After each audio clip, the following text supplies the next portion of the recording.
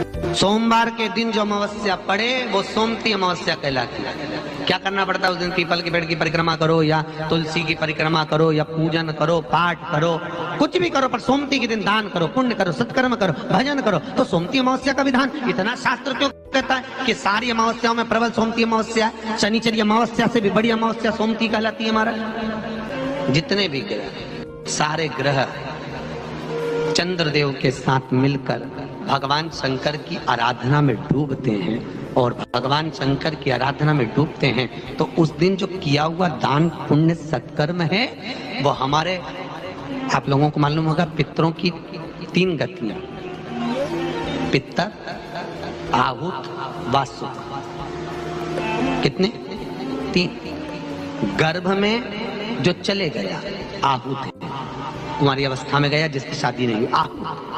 पितर अधोगति में अचानक बहुत सारी तमन्ना थी, बहुत कुछ करना चाहता था और अचानक चले गया, मर गया, पितर गिनती है। जो एक्सीडेंट आदि, खांसी, सुसाइड, बस 3। शास्त्र कहता है सोमती अमावस्या के दिन ये तीनों आहुत, पितर, वासुक, जहां पर घर की कुल की माता पीपल की परिक्रमा करती है या तुलसी की परिक्रमा करती है या पूजन करती है या दान करती है सोमती अमावस्या के दिन, तो ये तीनों को उसका भाग प्राप्त हो जाता है और तीनों तर जाते हैं। फिर उनको पिंड की जरूरत नहीं पड़ती महाराज, उनको तर्पण की जरूरत नहीं पड़ती। इसलिए सोमती अमावस्या का क्रम हमारे हिंदू धर्म में ज्यादा बढ़ेगा। भगवान अमावस्या, पुरुषोत्तम की अमावस्या, तुलसी की लकड़ी पानी में घुमाकर, लकड़ी नहीं हो तो माला तो होगी ही, जल में भ्रमण कराकर, जल में घुमाकर, तुलसी की लकड़ी को जल में डालकर स्नान जो करता है, मात्र घुमाना है, लकड़ी डालकर नहीं रखना है, घुमाकर अपने पूजन वाले स्थान पर रखना, या पानी में पहले से घुमा लो, उस पानी को ले जाकर डाल दो। अमावस्या स्नान जो जीव करता है, शिव महापुराण की कथा कहती है जितनी वर्ष में सोमती पड़ती है, सोमती अमावस्याएं पड़ती हैं, शनिचरी अमावस्याएं पड़ती हैं, सारी अमावस्या का पुण्य उस जीव के खाते में चला जाता है। भगवान का एक नाम है अघोर। ब्रह्मा जी को दर्शन दिया, अघोर मतलब सिद्ध नाम। और बहुत ध्यान से सुनना भाई, बहुत प्रयास कर लिया आपने, कामना सिद्ध नहीं हो रही।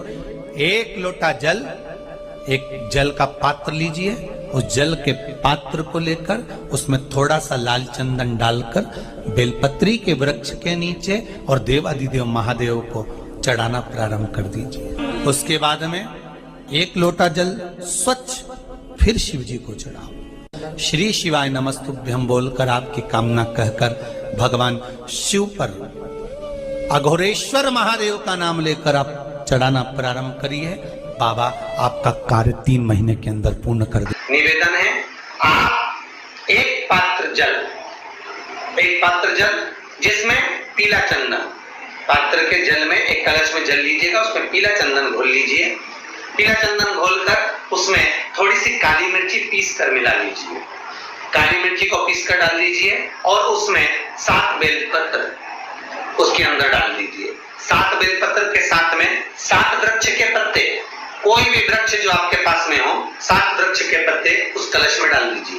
घर से निकलते समय पूरे घर का भ्रमण करते हुए जिस व्यक्ति को रोग बहुत है उस व्यक्ति का स्पर्श कराते हुए वो जल शंकर भगवान के ऊपर समर्पित कर थोड़ा सा जल बचाकर, पत्तियां सब शिव जी को चढ़ाकर थोड़ा सा जल बचाकर शंकर की देहगी पर चढ़ा दीजिए, शंकर की चौखट पर, भगवान शंकर के शिवलिंग की पड़ने वाली सोमती अमावस्या। जो एक्सीडेंट आदि, खांसी, सुसाइड, बस 3।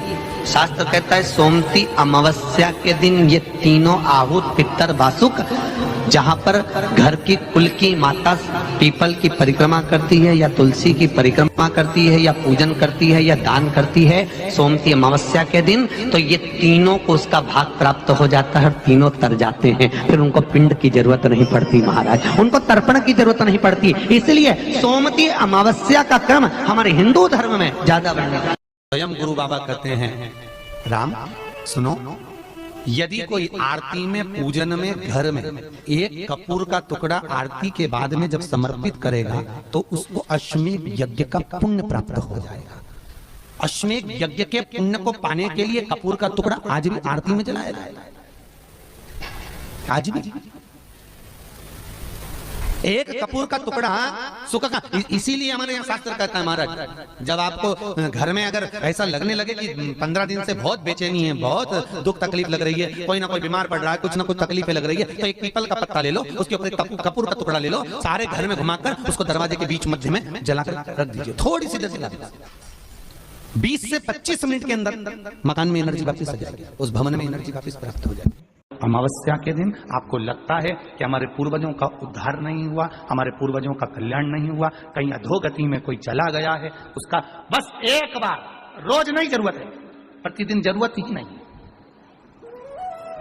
महीने में एक बार अगर अमावस्या के दिन भी आपने चंदन के थोड़ा सा चंदन अगर मेरे देवाधिदेव महादेव को 7 स्थान पर समर्पित किया है।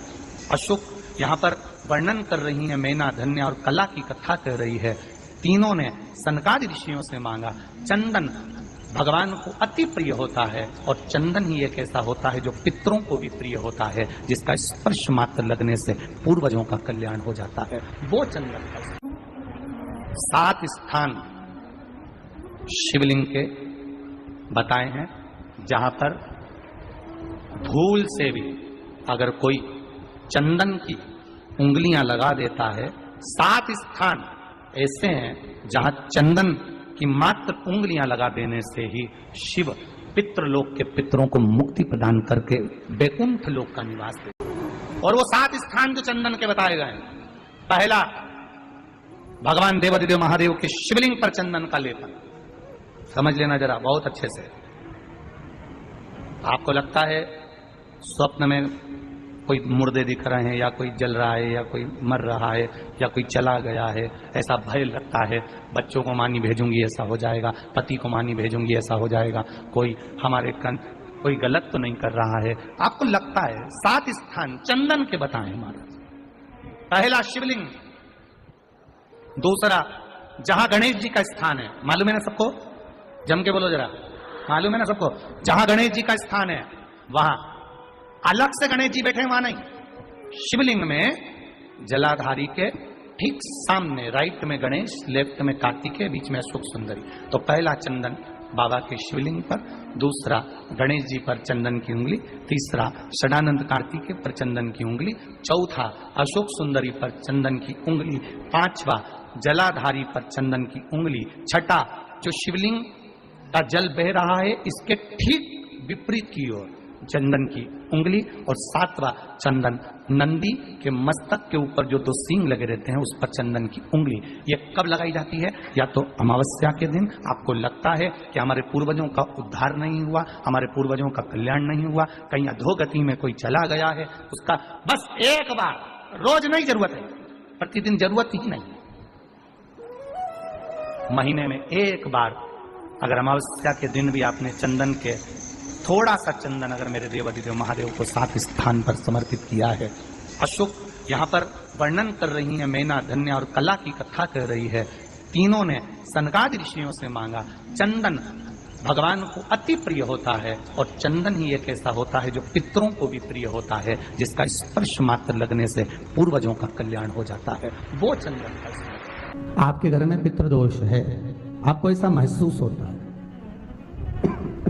आपको लगता है, तो किसी भी नवरात्रि के पहले जो अमावस्या पड़ती है, मान लो अपन अमावस्या पड़ी, आप एक अंदाजा लगाइए। तो यार अभी ना मुझे एक ऐप मिली एस्ट्रोटॉक नाम की, अभी नहीं मैं कुछ रिव्यू नहीं कर रहा हूं। जिस दिन अमावस्या रहे उस दिन चावल की कटोरी में एक कपूर का टुकड़ा रख दीजिए महाराज, छोटा सा, और कपूर का टुकड़ा रखकर उस कपूर को दरवाजे के बाहर कटोरी में ही, चावल रखी हुई कटोरी में ही उसको पितरों का स्मरण कर कर जला दीजिए। और जलाने के बाद उस चावल को कहीं भी किसी भी वृक्ष की छांव में पक्षियों के लिए डाल दीजिए। शिव महापुराण की कथा कहती है, अगर मान लो पितृ आपको कष्ट दे रहे हैं, पितृ आपको तकलीफ दे रहे हैं, कोई काम नहीं होने दे रहे हैं, या कहीं आपको ऐसा लगता है कि पितरों का दोष है, तो वो पितृ दोष देवी, अब ये जो आप करेंगे ये कब कर रहे हैं? अमावस्या के दिन आप उसको रख रहे हैं। अमावस्या के दिन उसको रखकर रात भर आपने रखा कपूर के साथ में, सुबह एकम पड़ गई, नवरात्रि लग गई, उसी दिन उसको जलाकर आपने पटक दिया। अर्थात उससे देवी और पितृ इन दोनों का आशीर्वाद जो प्राप्त होता है, तो घर में से पितृदोष समाप्त होकर लक्ष्मी की वृद्धि प्रारंभ हो जाती है, कार्य में सिद्धता आ जाती है। मान लो अगर पितृदोष है तो करो, नहीं है बड़े अलमस्ती से रहो, तो ये पितृदोष का स्मरण। तो यहाँ शास्त्र कह रहा है कि पितरों का जो लोक होता है, पितर जो लोक होता है, उस पितृलोक में 64 योगिनियां प्रवेश नहीं करती। शिव महापुराण कर रही है, शंकर की कथा कर रही है। अमावस्या के दिन प्रदोष काल में, प्रदोष के समय पर, प्रदोष काल में शाम के समय पर जाकर किसी भी नदी, तालाब, बावड़ी, कुआं, कहीं ना कहीं जो आपके पास में हो, वहां पर एक घी का दिया, बत्ती का मुंह दक्षिण की ओर कर कर अवश्य जलाकर आ जाना, सारे पितृदोष समाप्त हो जाएगा। अगर नदी, तालाब, बावड़ी, कुआं नहीं है तो पीपल का वृक्ष हो या बेलपत्री का वृक्ष हो या बट का वृक्ष हो, उसके नीचे लगा दो प्रदोष काल में। पर अमावस्या के दिन लगाएं जरूर। क्यों? क्योंकि अमावस्या 16 दिन तक पितृ मृत्यु लोक में आने के बाद में भोजन ग्रहण करते हैं। अमावस्या के दिन पितृ शाम के समय प्रदोष काल में शंकर भगवान का नाम जाप कर कर नदी, तालाब, बावड़ी पर पानी पीने जाते हैं। वहां से जल का आचमन कर कर पितृ अपने लोक को चले जाते हैं प्रदोष काल के समय पर। इसलिए प्रदोष काल में जलाशय के पास में बावड़ी, कुआं, नदी, तालाब के किनारे पर दिया लगाया जाता है दक्षिण की ओर मुख कर कर बत्ती का, तो पितृ आशीर्वाद देते हुए जाते हैं कि फलो फूलो, आगे बढ़ो, उन्नति करो, तरक्की करो। ये पितरों का आशीर्वाद रहता है, पितरों का वर रहता है। अब देंगे, कुछ करा ना करा, फिर अमावस्या के दिन उस दिन दिया दक्षिण की ओर बाती का मुख कर